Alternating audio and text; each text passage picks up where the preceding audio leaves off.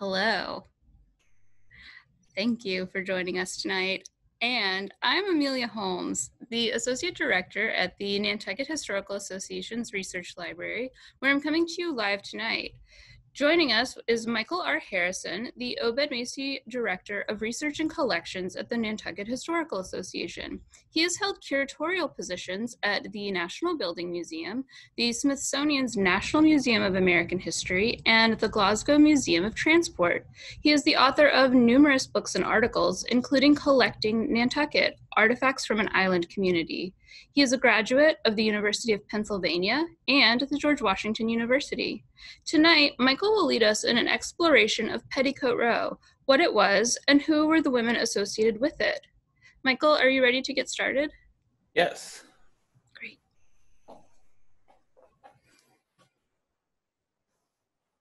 Hi, everybody. Thanks for coming out tonight. We really appreciate it.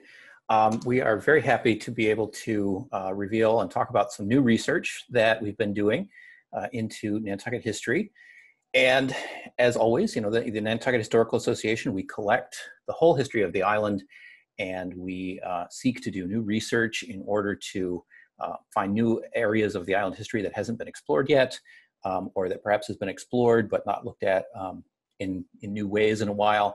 And so this, we thought, was an opportunity to do that. A number of us have wanted to look for a while at Petticoat Row and look more closely at the individual women who were part of that, and to look a little more closely at sort of, you know, how this story of Nantucket and Nantucket's entrepreneurial women actually played out in the past.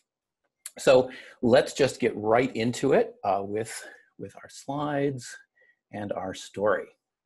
So here we have the town of Sherburne in 1811, Nantucket, whaling port, maritime community. You know, our mise-en-scène is the sandy island. And as Crèvecoeur, the famous writer, put it in his 1782 book, Letters from an American Farmer, he noted that the maritime economy of Nantucket engendered independence and self-reliance among the island's women.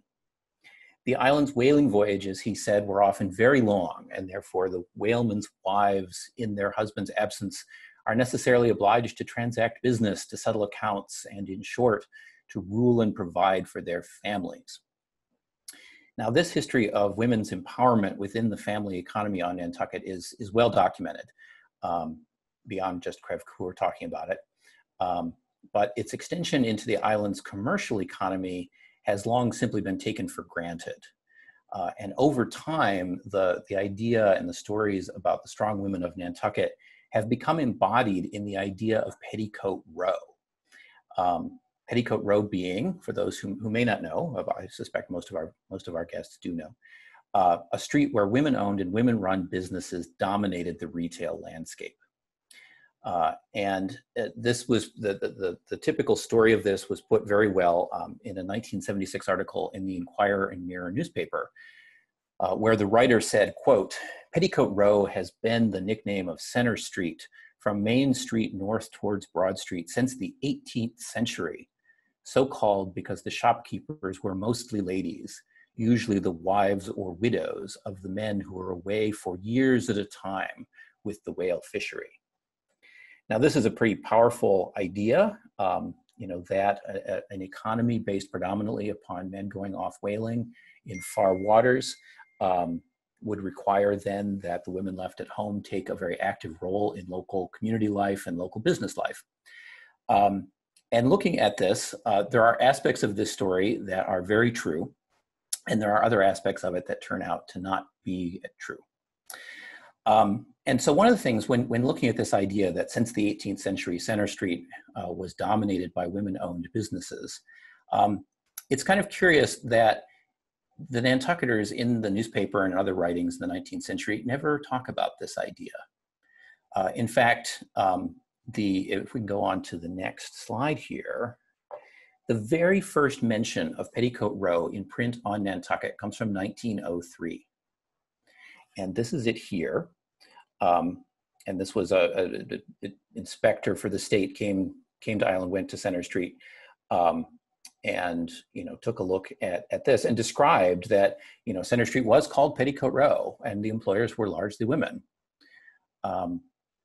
But we've only been able to identify one woman who had a business on Center Street before 1860. That's possible if there were others, but we've only got one. And this is the very first instance where this nickname is actually put in print. Now, one can imagine that the nickname might not have been put in print, thinking perhaps the nickname was somehow, too frivolous to put into print. But nobody talks about there being a dense street of women-owned businesses in the 19th century on Nantucket. This only comes up in the early 19th century on Nantucket. This only starts to come up in the 1860s. So next we see, next slide here, this is an article from 1907 in the Boston Sunday Herald, where a reporter came to Island and noted that on Center Street, particularly in the single block between Main and what was called Pearl Street, which has now been renamed India, he said, the fair shopkeepers are not aware that they are doing anything out of the ordinary here. They have been pursuing their business methods for 30 years in a quiet, unobtrusive way, and they have no idea that they belong to that newfangled class known as business women. So that 30 years that this reporter mentions is actually quite critical. And as I'm going to detail in my talk this evening, what we've been able to discover is that while certainly there were women business owners and women involved in retail on Nantucket during the whaling period, but they were not concentrated on Center Street. They were scattered throughout town. And the idea of Center Street, the development of Center Street into a predominantly women-run commercial area really starts to happen in the 1860s. And by the 1870s, this block that's shown in the picture here, which again, as I said, is the block between Main and India Street, did become predominantly women-run from the 1870s into the 1930s, when it began to peter out. But that before that, in the whaling period, while women are deeply involved in Nantucket's economy in a variety of ways, they actually turn out to only be running a small minority of the island's commercial businesses. And as far as we can determine, very few of them were actually on Center Street. So what I want to do is get into who some of these women actually were, how this develops, what our scene is, what this part of Center Street actually is. And then after that, I'm going to talk a bit more about women involved in commercial enterprise during the whaling period and give some biographies of some of those women who were quite interesting. So next, I want to show, this is a drawing of the Oddfellows building on Center Street. And this is actually the nexus of Petticoat Row, which probably nobody will be surprised by. But really, it is this one single block from Main Street to India that that had most of the women-owned businesses, starting in about 1860 and really taking off in the 1870s. Businesses are here in this building, and then they're in a couple of buildings, a few buildings across the street and immediately next door. So in this particular drawing, there are 6 storefronts here. There's also a set of doors that go to the upper floors where the Oddfellows Hall was. This building and the buildings across the street and next door that had businesses in them all date from after the Great Fire of 1846. The Great Fire destroyed the residences and businesses and shops that were all on these properties. And then this was rebuilt at the end of 1846, beginning of 1847. This particular building and its commercial rental properties was developed by whaling captains George Harris and Benjamin Franklin Riddell, or Riddell, depending how you want to pronounce it. And it was intentionally designed to have storefronts on the ground floor, an Oddfellows Hall on the second floor, and then as well some additional offices on the floor above. And it began to be rented out to commercial properties on the ground floor right away in 1847, early 1847. All of them men. So A.M. Macy had a bookshop here. Business partners Brown and Street had a boot and shoe shop that lasted a brief time. Heman Crocker ran a grocery store that lasted for a number of years, J.P. Swain. And then George R. Price and Company opened a shop that he called the Ladies' Exchange that sold dresses and fancy goods. That was at #1 Center Street block starting in 1849. And then other businesses cycle through here. It's very likely that these proprietors hired female clerks or assistants to help them, or their spouses helped out in these stores. But for all of the businesses I've just mentioned, we haven't actually identified positively who their clerks might have been or if any of their wives helped out. However, we do have the example of the Hooper family, who are shown in the next slide here. So on the left, we have Mary Jane Hooper, and on the right, we have her daughter, Nellie Hooper. Mary Jane, her husband, Linus Hooper, opened a confectionery shop in 1850 in the Oddfellows building. And then in 1851, he started selling ice cream there. And after he married Mary Jane in 1853, she began to help him in the shop. And then when he passed away, let's see, she started to run the business in his stead, and the advertisements for the business began to appear under her name as Mrs. L.A. Hooper. And she is the earliest woman who's been identified as a proprietor of a shop in the Oddfellows building. And so she begins running the shop herself in 1865, which I should actually say that's before her husband dies, but the shop starts to be run predominantly by her in 1865.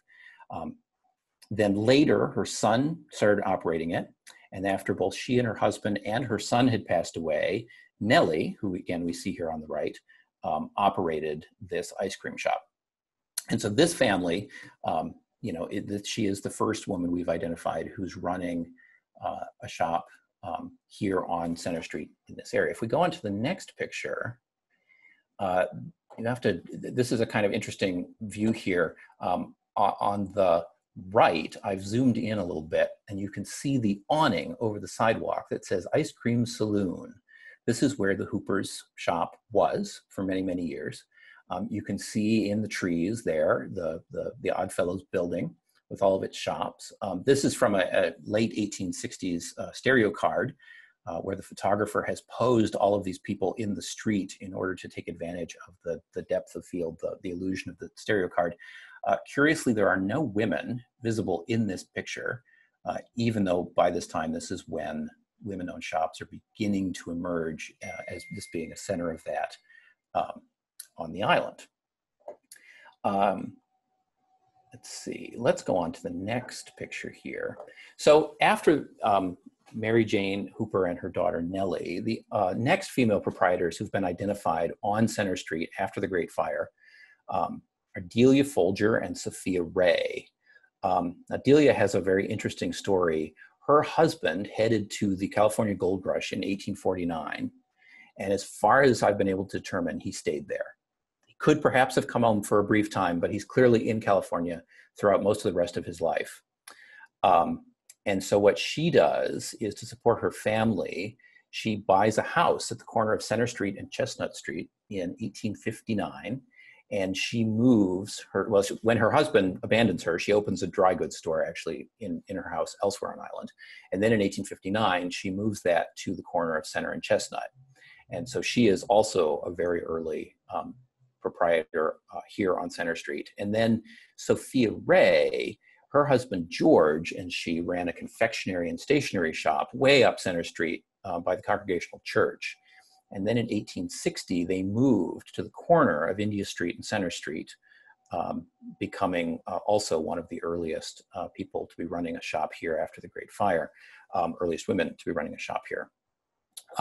This picture is actually Mary F. Coleman, who ran a dry goods store that opened here in the late 1860s. Other women who started opening shops here in the late 1860s include Lucy Mitchell, who owned a millinery, Eliza Ann Chase, who ran a fancy goods store, Mary A. Huzzy, who was a successor to Lucy Mitchell. So there is turnover among these businesses. Some of them last for a long time, some of them turn over fairly quickly. And then Sally Ann Coleman also ran a millinery. Unfortunately, we don't have pictures of most of these women in our collection, but we do have this carte de visite photograph of Mary F. Coleman. By 1875, there are 12 women who are running businesses in this block of Center Street, and only 2 male-run businesses remain in the block. And these stores tended to specialize in women's and children's clothing, hats, fancy goods, notions, boots and shoes, as well as stationery, souvenirs, and confections. And of course, the Hooper's ice cream shop was dead center in the middle of this for many, many years. Between about 1875 and 1915, this block generally maintained between 8 and 12 women-run businesses. And then in about 1815, antique and curio shops start to take over the block, which we'll talk about later. But as late as 1919, there were still 5 women-run stores on the block, and 2 of them remained in business well into the late 1930s. A number of these businesses, as I alluded a second ago, were very long-lived. So the next picture I have here, this is Aniline Coffin as a young woman. She ran a business on Center Street that lasted for 26 years. Phoebe Clisby, who I can say more about later, ran a shop nearby for 29 years. And another woman named Hannah Sheffield ran a shop here for 35 years.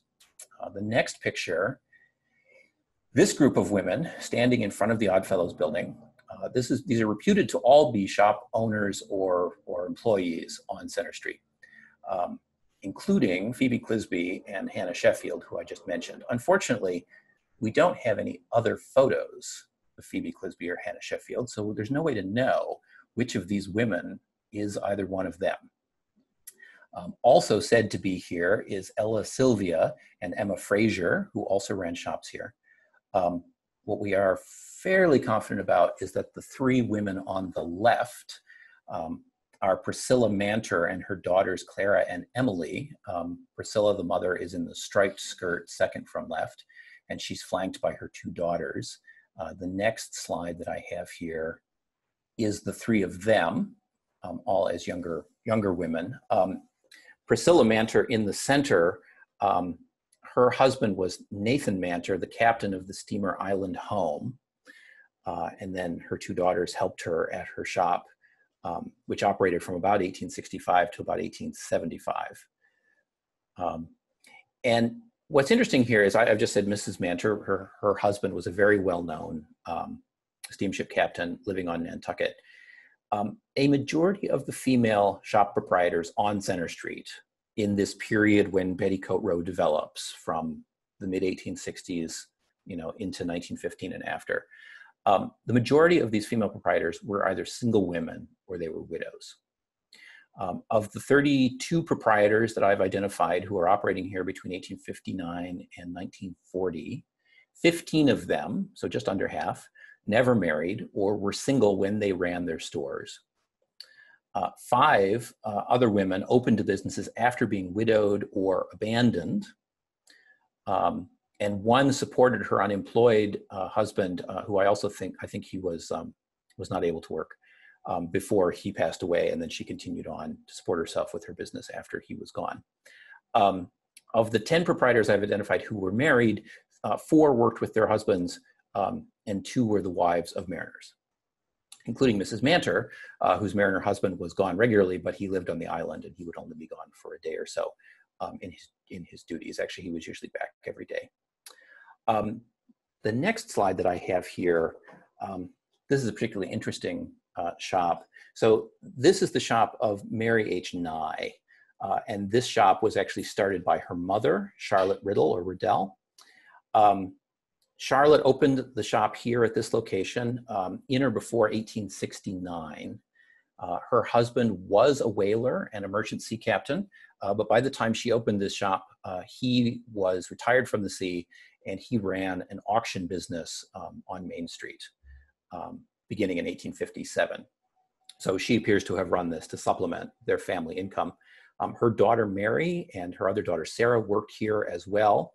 And then after Charlotte passed away, Mary took over the shop and operated it, continued it on for quite a number of years. Actually, this shop operated for 32 years total. So from Charlotte opening it in 1869 or thereabouts, and then 32 years later, Mary Nye closed it up. Mary Nye also was married to a whaling captain, Joseph P. Nye, who hailed from Fairhaven originally. When they met and married, he was 50 years old and a widower, and she was 24. And he made a few voyages after they married, but then he basically retired. Mary Nye is listed in the 1900 census as a dry goods merchant. So, you know, very much this is her business, and it was there for a very long time. If we can go on to the next view, here is a close-up of the shop, and then one more slide. So this slide that I've put on top, this is an actual studio portrait of Mary Nye. And then there is the question, which I will let you evaluate for yourself, as to whether the woman standing in the doorway is Mary Nye or is somebody else, a woman who may have worked for her. I keep going back and forth. We've just had this photograph in the background rescanned, and the more I look at this, the more I think that it is actually Mary Nye in the doorway, just a portrait taken 10 or 15 years later than the portrait that I've just overlaid. Going on to the next view, one of the reasons I highlight Mary Nye is, well, there's actually two reasons. The NHA is fortunate to have many objects in its collection from Mary Nye and her daughter, who saved a lot of costume items, saved items from their family, and made significant donations to the NHA over time of domestic items, which make a very interesting study unto themselves. But this is this is one of the very few interior photographs that we have of a shop on Petticoat Row. And this is the interior of Mary Nye's store. Possibly that is her in the very back right. And then her daughter did work in the store too. I haven't managed to figure out if either of these two women is her daughter. But you can see sort of the variety of goods that are being sold. There's china, there's these andirons in the foreground for use in fireplaces. There are magazines and books, photographs, souvenirs, sort of quite a wide variety of things being sold here. This storefront that Mary Nye's shop was in, that was originally opened by her mother, Charlotte, was in continuous proprietorship of women for more than 80 years. And, oh no, I'm sorry, not this one, the one next door. I'm getting confused here. If we go into the next photo, here we have an outside view of the row. You can see at the left the framework for the Hooper's ice cream shop awning. This is a wintertime shot, but you can see it says George R. Hooper and Company over the door.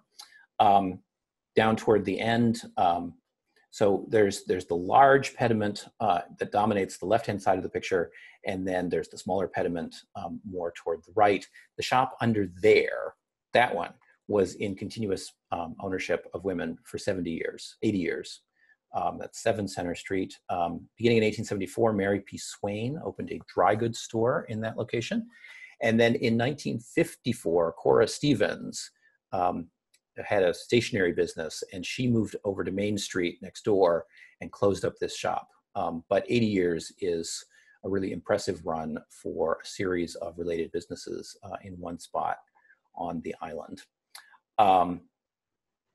So I should say that, you know, this idea, this Petticoat Row, what becomes nicknamed by the locals Petticoat Row, that develops in the 1860s and lasts into the 1930s, definitely was a nexus of women-owned stores, you know, where 1 or 2 men are running stores here, but the rest, it's all being run by women. It is not, however, the only street in town in which women are running businesses. There are women elsewhere in the city. We have, anecdotally, Roland B. Huzzy, at one point wrote a reminiscence of island businesses that he remembered during his lifetime on island. He was writing in 1913. And he remembered 21 female proprietors on Center Street and then 16 elsewhere in town. And his numbers are by no means complete. So we can imagine there are a lot more elsewhere in town as well. So going on to the next, this is Cora Stevens herself in her stationery business with her cute little cards that are dominated by cats and dogs and other animals. So that's kind of the shape of the actual Petticoat Row, 1860s to 1930s, predominantly run by women, fancy goods stores, women's stores, boots and shoes. But what about before that? Because the story on island has always been, has of late been that this was a nexus for women-owned businesses. Prior to that, That's not actually the case. But there were women running businesses on island during the whaling period. And I want to talk about some of them. So my next slide, we don't actually have a portrait of Casaya Coffin, but this is a fancy tea caddy that she owned.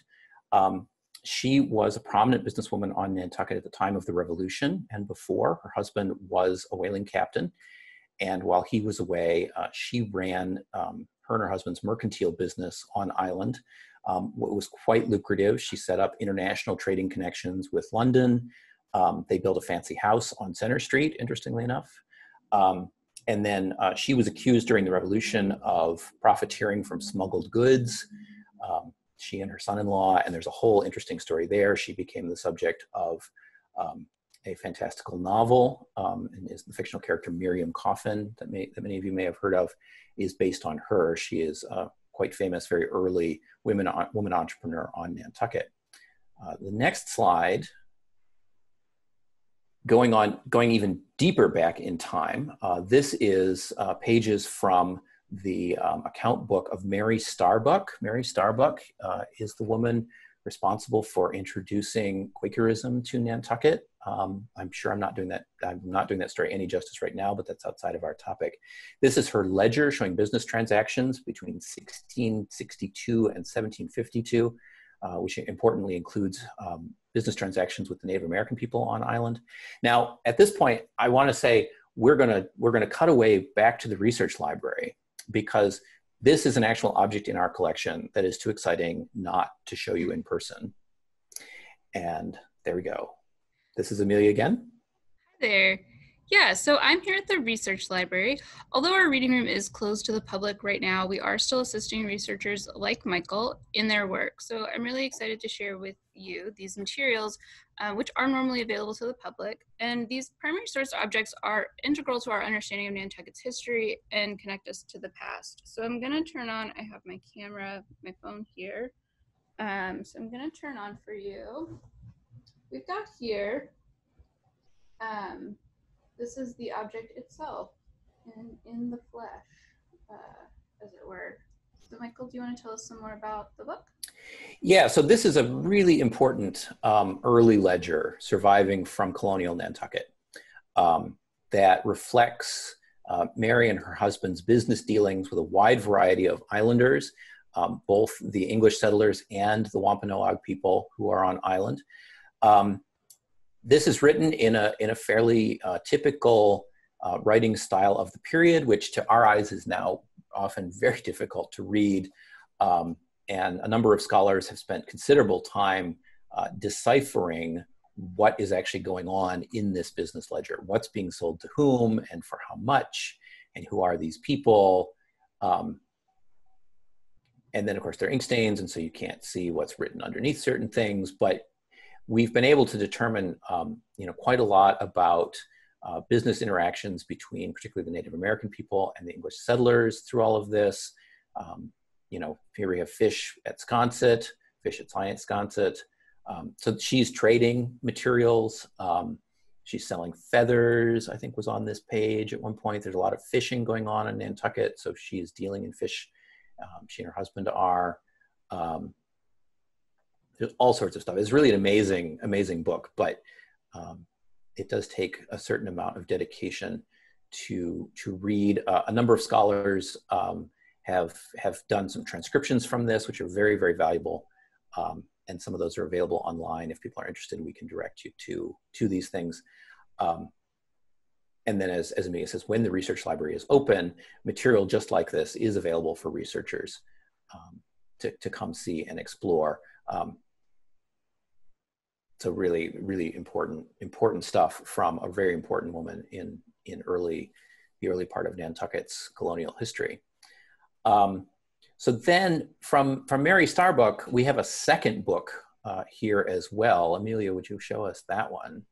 Yeah. A turn. It's a long one. Yeah, this is a very narrow long ledger. This is the guest book for Betsy Carey's. So Betsy Carey ran a boarding house hotel on Main Street called Washington House. And this is the guest ledger for her hotel. And right here in the middle of the screen, we see Punqua Wing Chong from Canton. So this was a Chinese merchant who had come to the United States on a Nantucket ship, and he stayed at Betsy Kerry's lodging house. This is his entry in the book. These are mostly in the same hand, so we presume that Betsy Kerry or one of her employees wrote the book out.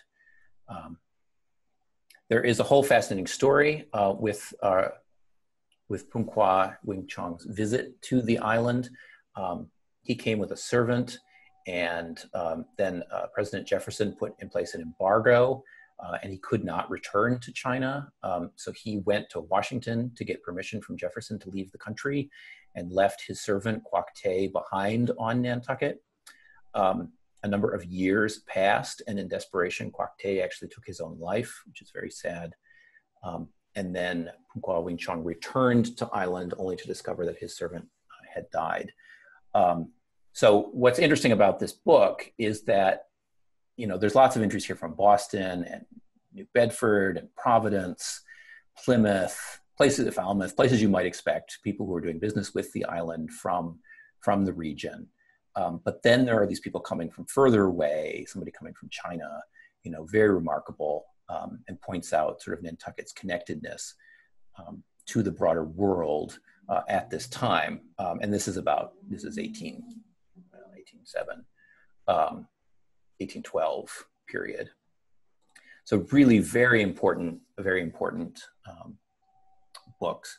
And this is just exactly the kind of stuff that Nantucket Historical Association has in its collection, available for researchers, that we make use of in order to tell stories, just like the ones we are telling tonight. Amelia, do you want to make any additional comments on these? Well, I think you've really covered it quite eloquently, but it is, I guess the takeaway is you two are special enough for special collections. So please feel free to reach out with any questions you have. We're always happy to help.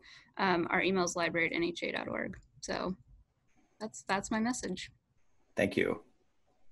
So we want to go back here. We'll continue our slides. This is, again, these are two close-ups of pages from Mary Starbuck's ledger. If we go on to the next picture, this rather unflattering drawing from 1860, this is Betsy Kerry, captured by an illustrator for Harper's. So Betsy Kerry is a really interesting and important woman entrepreneur on Nantucket during the whaling period. Her husband, James, was a sea captain and trader who made voyages to Canton to trade with China. He died there at the age of 35 in 1815, thereabouts. And so his wife, in order to support their family, that's when she turned to running the hotel on Main Street that we just saw the guest ledger from. And she ran that hotel from 1816 to 1831. And then after that, she moved out to Sconset, and she ran a store and a public house at Sconset. And she ran that well into her 80s. And this is her in the shop at Sconset, being visited by island visitors. She is over the age of 80 at this point.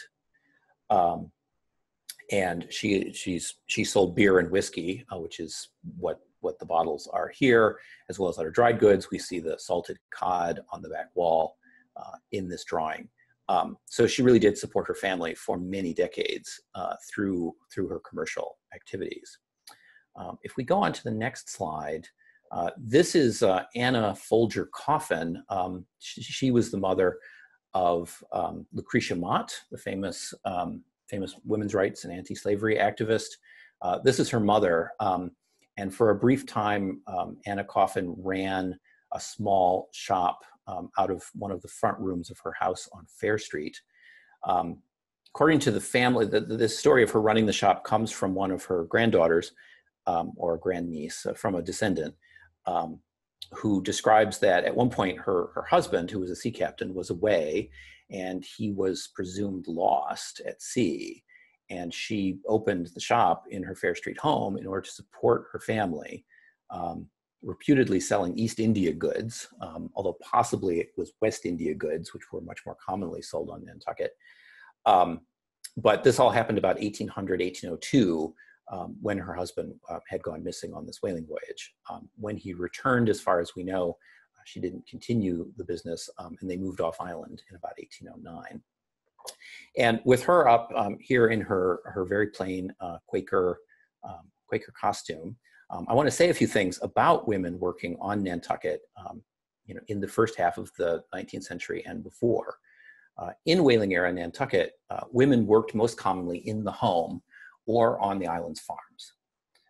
This labor was unpaid, but it was absolutely essential to the prosperity and survival of the community. Like other women on the mainland throughout colonial America and early America, Nantucket women managed family affairs and fortunes when their spouses were absent, and very often, very commonly, were involved in managing affairs after the death of a spouse. Now, on Nantucket, women were active leaders in the Quaker community, but they were excluded from elected office, generally from practicing the law and from most other professions. Some owned shares in whaling vessels, but like other women throughout America, island women most often supplemented their household income by either exchanging handwork or products of their kitchens and gardens for money or goods, and many assisted without pay in their spouses' commercial enterprises. So I want to stress, very, very involved and essential to the island economy. Women were very essential to that.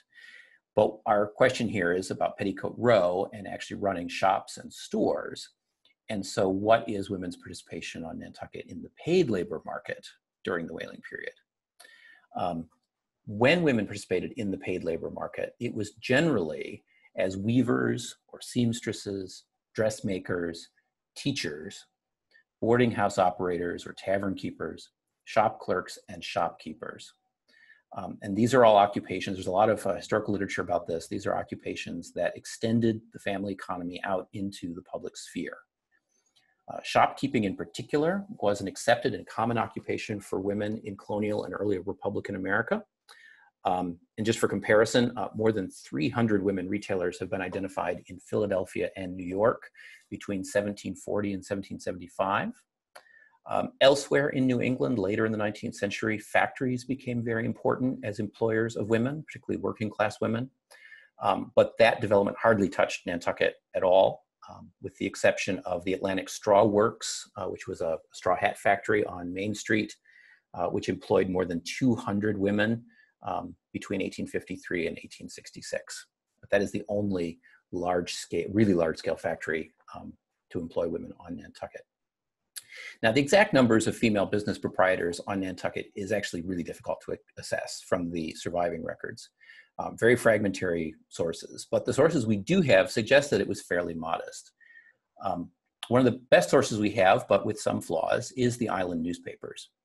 And so as part of my research here, I did do a survey of island newspapers between 1816 and 1845, looking at advertisements. Admittedly, lots of island businesses did not advertise in the newspaper. The whale oil businesses, for instance, didn't need to. The candle factories didn't need to. But businesses that were more retail in nature, that wanted to announce changing stock and so on, they did. Lots of businesses for women in the Black community are not advertised in the newspaper, so those are not being represented very well either. But I do think that something representative can be gathered from surveying the advertisements for retail businesses in these papers. And what I looked at, I created a sample of about 215 separate business establishments or endeavors that advertised in the newspapers before 1845. And of these 215, only 8 advertised businesses run by women. None of them on Center Street. There are a few on Main. There are a few where the location is not mentioned in the ads, which was very common because word of mouth was strong on Nantucket. And basically, these 8 establishments make up just under 4% of my total sample of advertisements. And of all the businesses in this survey in general, only 9 are specifically listed as being on Center Street, which is probably an underrepresentation, and all of those are run by men. Another way we have of looking at the extent of women-run retail businesses on Nantucket during the whaling period is an 1882 list compiled by a variety of people that tried to reconstruct a list of all known businesses operating on Nantucket before the Great Fire of 1846. And this list came up with some 300 businesses. And of these businesses, sorry, my notes have gone slightly astray here, only 13 out of 300 had female proprietors, so about 4% again. One of those is on Center Street, the shop of Avis Pinkham, who sold cakes and pastries, probably out of her home. The others are on Main Street, Mill Street, Pleasant Street, a variety of places. So there are some business directories that appear on maps and a few other sources, but all of the sources that have been available indicate that while women are strongly involved in the home, in helping their husbands' businesses, in doing a lot of trading, of handwork on the island, actually being retail proprietors does happen, but it's fairly small during the whaling period. And the women who are running these tend to be widowed or unmarried. They are not women whose husbands are away at sea. And if we go on to the next slide, this is an ad from one of the newspapers I looked at right there in the center, Mrs. Elkins Boarding House. Mrs. Elkins was a widow, and she opened this boarding house after her husband passed away. If we go on to the next slide, these are two advertisements for Polly Bernal, Mrs. Elkins' sister-in-law, actually. Polly Bernal, she lost her husband in 1798 after they had been married for only 3 years. And she had a number of young children by that point, as well as an aged mother that she needed to take care of. And sometime before 1816, she started retailing cloth. So the ad here on the left is for her retail business. 1821, this is actually from the very first surviving issue of the Nantucket Enquirer, 1821. And she ran this for a number of years until her son seems to have gone into business, taken up politics, been able to support her. And then later in life, from about 1831 until her death in 1854, she lived on Ray's Court and she sold seashells. And this is an ad on the right for her seashell business on Ray's Court, where people she knew who were sea captains who came, or crew members who came back from the South Seas would bring her shells and she would sell them at her business. She did not remarry. She remained a widow the rest of her life. We go on to the next. This is Jedidah Lawrence. Now, she was pregnant with triplets in 1809 when her husband and one of her daughters died at sea. And when those triplets were delivered, she then had a total of 7 surviving children and no husband. And she opened a dry goods store on Mill Street to support the entire family. The next slide, similar story, a bit fewer children. This is Lydia Hoosier. She was also pregnant with her 5th child when her husband of 9 years died in 1818. And she turned to dry goods retailing, opening a store on the ground floor of her Federal Street home. The next slide, there are lots of these, but we're not going to talk about everyone. This is Eunice Elkins. She lived off island with her merchant captain husband and children, and when he died in 1823 of illness, she came back home to Nantucket, where she was from, and she turned to dressmaking and millinery to feed herself and her surviving daughter. She took out ads in the newspaper. Her business was on Broad Street, and those ads disappear in 1836 when she marries William Whippy, a retired whaling captain. So what's interesting here, is that this story that the island's men are away whaling, so the women must run the businesses, isn't really supported by the evidence. Most of the women that we know about who ran businesses during the whaling period are widowed or they are single. It's probably not true for all of them, but a preponderance of them it is. And then if we look really closely at this idea of the men being away, it turns out that that really doesn't lead to women being in business either. So if we go on to the next slide, and this is the only slide I have that has lots of reading, and I will read this out, but this was a lot of numbers, so I didn't want people to feel like they should be taking copious notes. There are this is the actual, 1840, how many men and women are on Nantucket and how many are employed and doing what. And so the first point I want to make before I get into these numbers is that the men who are sailors on Nantucket and the men who are away whaling are not the same men who are running shops. Now, these two groups of people, the sailors and the shopkeepers, are permeable. Men may change from one group to the other. But particularly after the Revolution, they are not the same group of men. The shopkeepers are separate from the sailors. And then Nantucket whalers had trouble filling the berths on their ships because the whaling was really hard, was really difficult, was horrible to do. And local men might go and do it once or twice. And if they wanted to be officers or commanders, they would go and do it multiple times. But they didn't want to go do this a lot. And so Nantucket ships went off island to fill their berths, leaving lots of men on Nantucket to do something else that was more pleasant. And so here in 1840, we see that actually there are more men on island than women, 53% to 47. And of the 9,000 residents, this is both Black and residents of color and white residents, about 2,500 are employed. 1,600 of them are employed in navigation. So that is a very high number, admittedly is a very high number. It is, however, about the same as the percentage in Barnstable County and on the Vineyard. 500 people are employed in manufacturing, 118 in agriculture, 11 in learned professions. And if we break these numbers out, only 27% of the whole population is employed. Now, if we look at just the men, 52% of the male population is employed.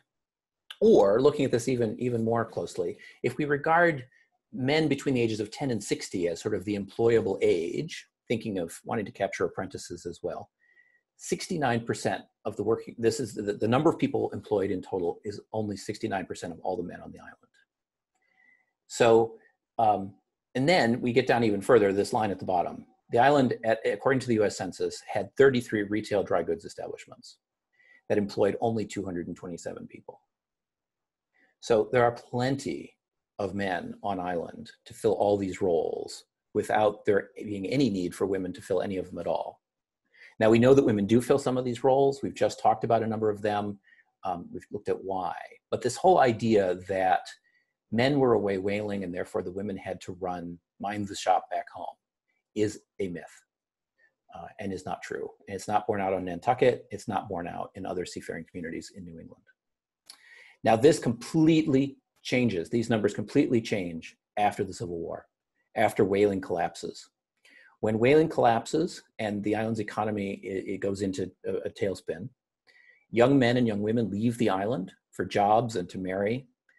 Young families leave. The island's population skews older because the older people stay and the younger people leave. In 1830, only 3% of the island's population was over the age of 70. By 1870, 12% of the island's population was above the age of 70. And by 1880, the island is 56% women and 44% men. And it's at this point, it's after the end of whaling, that outsiders began to specifically comment in travel logs about Nantucket. The stores are largely owned and conducted by women. A news item repeated in many mainland newspapers in 1881 told how 3 of the island's 6 pulpits were filled by women one Sunday. Reverend Baker at the Congregational Church, Reverend Phoebe Hannaford at the Unitarian, and visiting Reverend Ellis of New Bedford at the Colored Baptist Church. And then this article says, this is the normal condition of affairs in a community like this, where the females outnumber the men. The flagman at the railroad crossing is a woman. The restaurant at Surfside is kept by a woman. And women hold many positions normally held by men. So it really is the opposite of what the story has been. It's after the end of whaling that women start entering the workforce on Nantucket in greater numbers out of necessity, and the economy demands that. And women take these opportunities, and Center Street therefore develops into Petticoat Row. Now, if we go on to our next slide, this is my representation of the end. This is actually an 1860 travel log of Nantucket with the decrepit whale ship and the decrepit boat at the dock, which are abandoned. By 1860, the docks looked pretty sad. Going on to the next slide. This is actually the interior of the Oriental Bazaar, on Center Street. Beginning in 1884, Jacob Abajian, an Armenian immigrant, that's him on the right center, he opened a rug and curio shop on Center Street that was there for more than 50 years. And that's his wife there on the left. Now, I'm afraid I don't know how to pronounce her name correctly. And so I'm going to say it's Propione, and I may be wrong about that.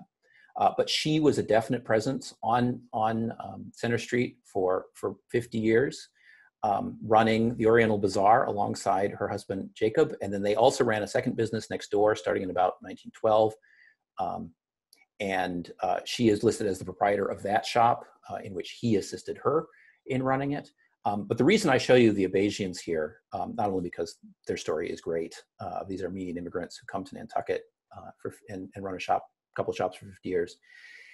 Their curio shop and rug shop is the first of a number of antiques, curios, and rug shops that take over Petticoat Row, beginning in about 1915, 1916. So the summer economy, they start selling things that suit these summer homes: rugs, decorative items, curiosities, antiques. And the newspaper, the I&M, complains in 1912 that Center Street might as well be called now Fakers Row because of the numerous Oriental shops, as it called them, and auction rooms. And by this point, 1915, 1916, the number of women-owned shops drops dramatically, and these other shops go up even more. If we go to the next slide, this is the end of Petticoat Row. We see the Oddfellows building in the distance. This is Vartan Dedidian's Oriental Rug and Carpet Shop, shown in a snowstorm in March of 1916. This whole area, the women-owned shops, a couple of them continue to the 1930s, but really about 1915, 16, it starts to become curio shops. And that becomes the end of Petticoat Row.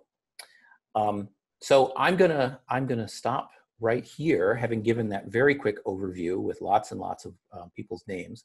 And we're gonna open it up to questions. I see quite a number of people have put down questions below, and we'll be happy to answer as many as we have time remaining for. And then you can always contact us further if we don't get to some question this evening. She should be. Hi, folks. I'm just going to start down the list of some of the interesting questions we have. First, from actually before starting the session, is what was the music being played before this begins? And I'm going to ask Mary Novissimo to answer that, who put that music together. She says, oh dear. I believe it's a piece by Finzi, but I'd have to get more specific information, but that's the last bit of information I have about it. Okay. Next question is, please discuss the business operated by Phoebe E. Clisby. Her souvenir items frequently became available to collectors of souvenir china and related items. Yeah, that's a great question, because things from a number of these businesses turn up on the antiques market from time to time. The Oriental Bazaar, run by the Abajian, stuff from them shows up all the time.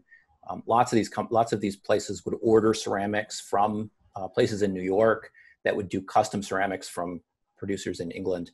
And Phoebe Clisby is probably one of the people doing this. So Phoebe Clisby, she's born in 1845. She's the daughter of John and Anne Clisby. And her father dies in California during the gold rush. Al, we can hear you. Sorry. So her father dies during the gold rush, and she becomes a teacher in the Nantucket public schools.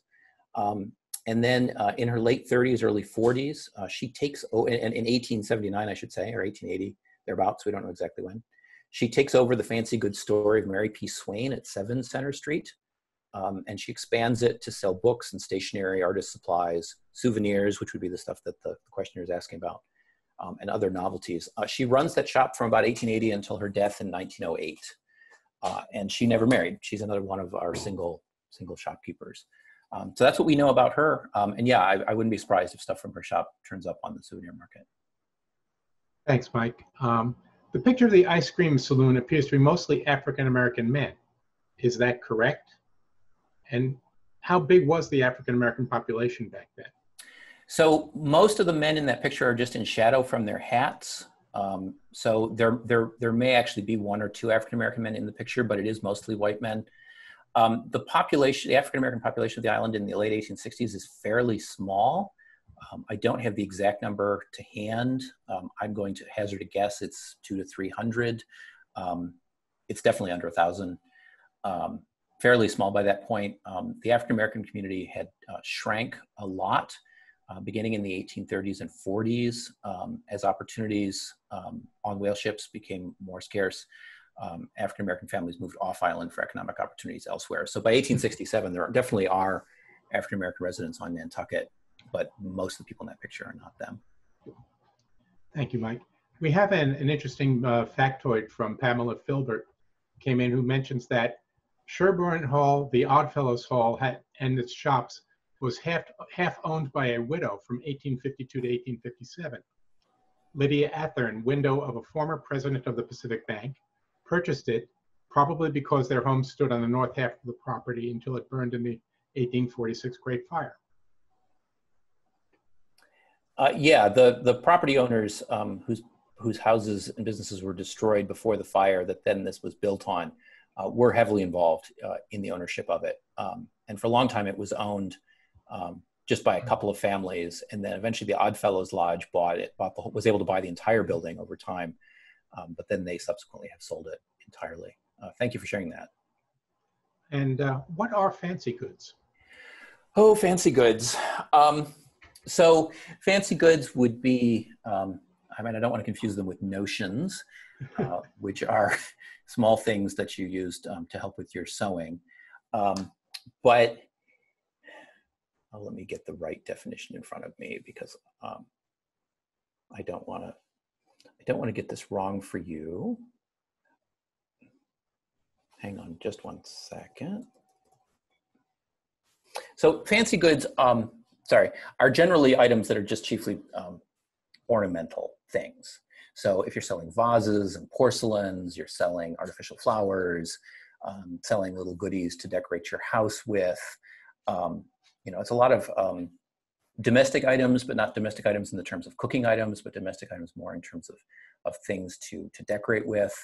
So sometimes that extends into a lot of textile goods that you might sell shawls that could either be worn, but could also be used as decorative items to cover a piano or cover a table. Lots and lots of businesses on the island sold those kinds of things. And whether we're talking women-owned businesses or men-owned businesses, a lot of the island businesses sold anything that would sell, anything they could get in stock. And so there's lots and lots of sort of, you know, we're a stationery store, but we've just gotten in shawls, so we're going to sell you shawls. So the fancy goods stores are doing a lot of variety business as well. So thank you for that. That's a good clarification. Yeah, Mike, this one might be for Amelia too. The question is, how can I get more written information on Casaya, whatever. Yeah, Casaya. I want to open a tea room in her name, from Sharon Quigley. Amelia, maybe you can help Sharon or invite her. Yeah. So we definitely have information on Casaya here at the library, and so please definitely reach out to library@nha.org, and we can either just kind of give you some basic information or connect you with some resources that would be useful in your research. So please definitely email us. Thank you. The hotel guest book, what was the time frame of that? So this is around the time of the War of 1812. And let me get her business dates right in front of me.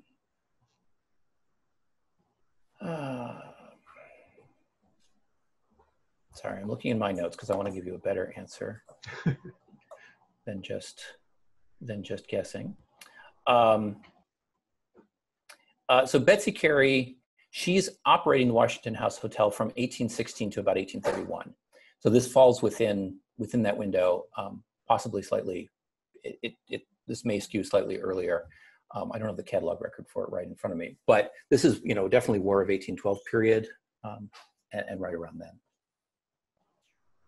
We have a follow-up from Pamela about the Sherborne Hall, which is that Lydia Carey Athern, the co-owner of Sherborne Hall, was the younger sister of James Carey, and her husband bought Washington House from Betsy Carey when she got out of the town hotel business.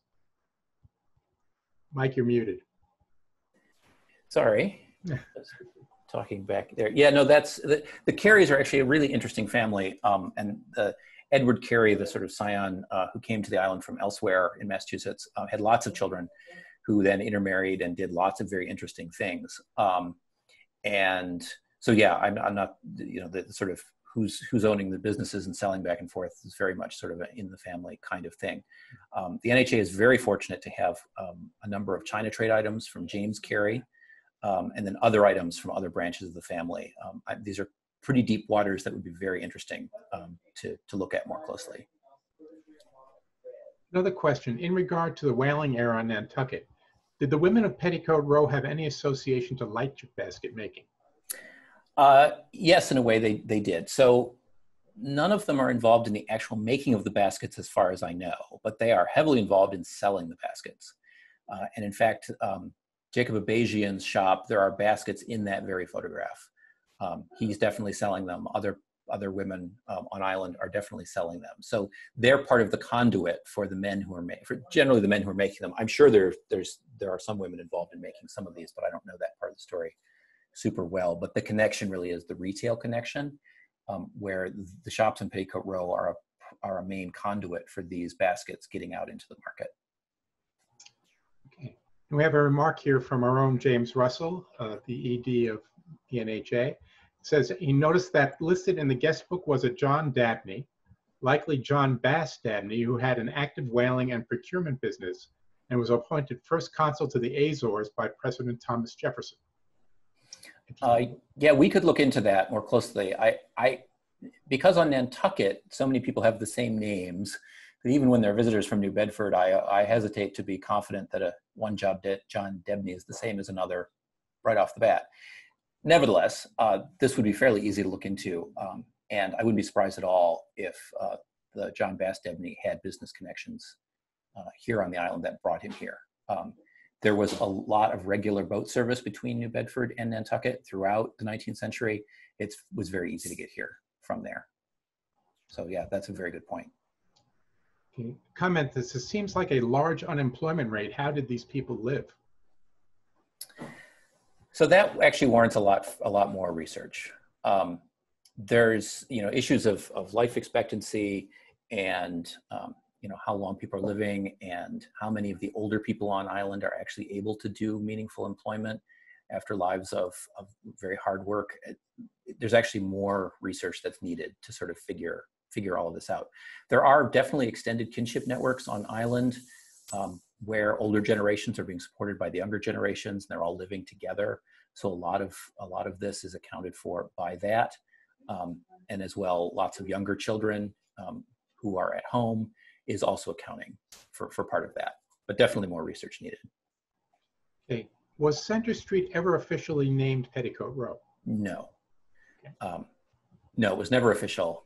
We don't even know when the nickname actually appears because the first printed instance of it is from 1903.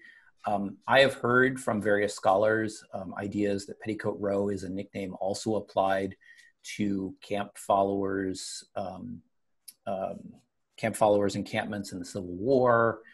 Petticoat Row sometimes refers to officers' wives housing in American military establishments. There are lots of stories, nothing I could pin down and prove, but definitely Center Street was never officially named that.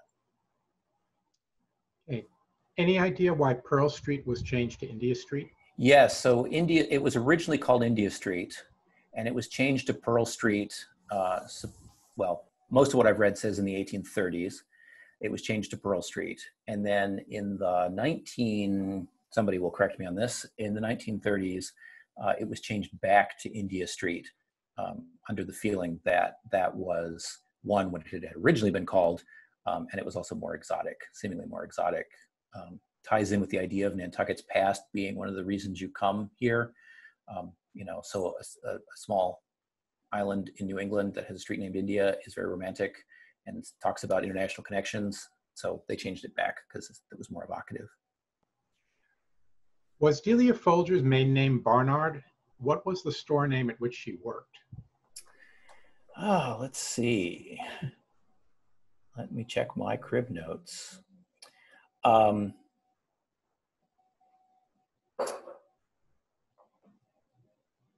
I don't actually have here her parents' names, so I would have to check on that.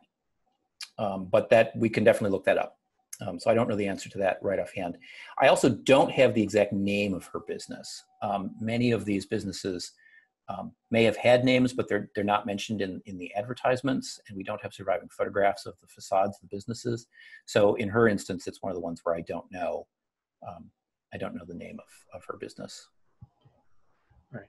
Can you explain the purpose of the huge pole or ship's mast located in front of the Oddfellows building, which appears on the stereo view? Oh, I knew somebody would ask that, and I've been trying to figure that out, and I'm sure there's somebody in the audience who will already know and be ahead of me on that one. It's a ship's mast, most definitely. It was used as a flagpole, and I think was sometimes referred to as the flagpole. I have not been able to discover when it was put up and when it was taken down, or exactly why it was needed in the location that it was needed. So I'm going to have to disappoint you on that, but undoubtedly there'll be somebody out there listening who does actually already know the answer to that and can tell us. How many married men went on Gold Rush and did not return? I don't have an exact number for Nantucket specifically. I know of at least 3 from my research here. One who abandoned, the one I mentioned who abandoned his family, another who went and died. Delia Folger, who was just mentioned here, her husband, Thomas Folger, went to the Gold Rush. And he was living in California in the late 1860s, and he drowned, fell off of a ship he was working on. So I believe he never came home either. But I don't have an exact number. Lots and lots of really good research left to do on that one, because that would be really interesting to know. And what type of taxes were paid by the shopkeepers, if any, to support the local infrastructure? That I don't know. I actually don't know anything about the tax structure on Nantucket in the 19th century. There would not have been income taxes. I don't think there would have been sales taxes. I suspect, but somebody else can correct me, that most of the town, a lot of town revenue comes from other sources than from taxes on the shopkeepers. But honestly, I don't really know. With such a small population in 1840 and lots of businesses, were they mostly selling to the people on Nantucket or off island? So yeah, the retail establishments on Nantucket are selling to locals. The manufacturing businesses on Nantucket are selling generally off island. So if you think of oil refining and candle making, that is a business on Nantucket directed outward toward export to other places. But the retail establishments on Main Street, Center Street, Federal Street, elsewhere, Union Street, these are selling to the locals, definitely. Are there any clothing items in our collection that you know were purchased at any of the women-owned stores? Yes. I'm sure we've got multiple ones. The one that definitely comes to mind was a very generous donation from Fran Cartoonan, and it's a shawl that was in her family. That was purchased at one of the shops on Center Street and was used. I mean, it could have been worn, but it was used as a piano covering to decorate her home. And Fran was kind enough to give that to us 1 or 2 years ago. So we definitely have that. We probably have other items as well. I know we have. This is not clothing, but we definitely have ceramic items from various shops there. And if we did some searching, I'm sure we could find other clothing items. Have you found any references to Nantucket and Petticoat Row in Lucretia Mott's writings on the rights of women? So Mott certainly talks about Nantucket a fair amount in various of her writings and her letters. She came back to visit fairly often. She remained very closely tied by family to the island.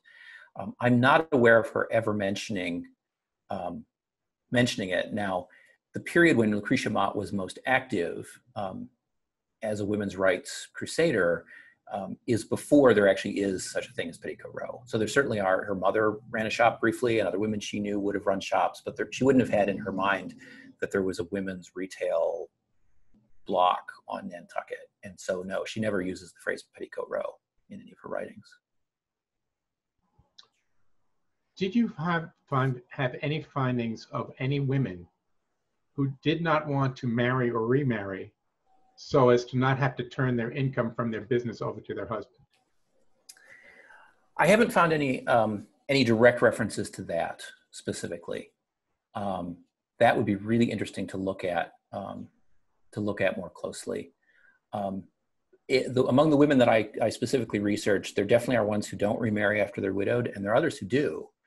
And I suppose that some of these concerns would have been ameliorated, by mutual understanding between the couple, or not. But interestingly, no, I've not found any direct evidence of that, and that would be actually pretty interesting to look at. Okay. On the slide of the Oriental shop, it seems to show Nantucket Baskets on the left. Would such baskets have been imported, or would they have come from elsewhere, or would they all be local? They're local. They're being made by the local makers. The lightship basket style is developed by Nantucketers, mostly working on land, and then the people on the lightship start making them based on examples from land, and they become known as lightship baskets. That's a whole story unto itself. But they're a distinct style. It is a local folk style. They're definitely local baskets, locally made. Did any Native Americans have space in a shop or a shop? None that we know of. Now, there are a whole slew of people who probably worked in these shops alongside the proprietors. We have very few records about any of them. So it's always a possibility, I suppose. But no, none that I know of. And one last question, unless a few more come in. Did Petticoat Row, I wouldn't have thought of that difficult. Did Petticoat Row run the length of Center Street or just the first block between Maine and India? It's just the first block. So there are at different times the occasional business that's slightly further on, but the businesses are in the Oddfellows building. They're in the buildings across the street, and then they're in a few buildings across Pearl, or across India. So it's that sort of nexus there, and it bleeds a little bit further down, but it definitely does not go all the way down to the end. The area toward Broad Street has a few businesses, but is mostly residential during this time.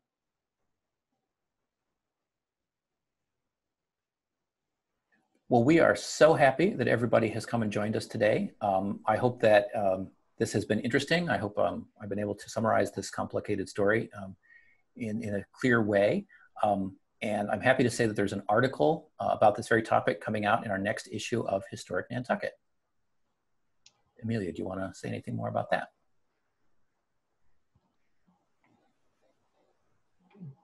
Sure. Yeah, so we have our new issue of Historic Nantucket coming out sometime next month, and it is a benefit of membership with the NHA. So I just want to say thank you for choosing to spend a part of your day with us, and we really hope you enjoyed this presentation. We couldn't do programming like this without support from our members. So if you aren't a member, please do consider joining. You can join today at nha.org/membership. So there we are. Thank you. Thank you, everybody. We really appreciate it. Yeah, thanks for coming out.